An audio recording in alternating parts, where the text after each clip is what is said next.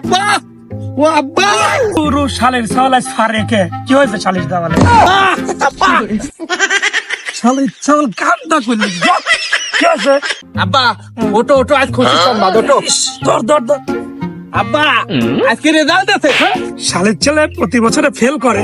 আশীর্বাদ করছে কি আব্বা রেজাল্ট দিচ্ছে রেজাল্ট বাকে শুনিয়ে এলাম কি আছে কি হয়েছে কো বেটা আব্বা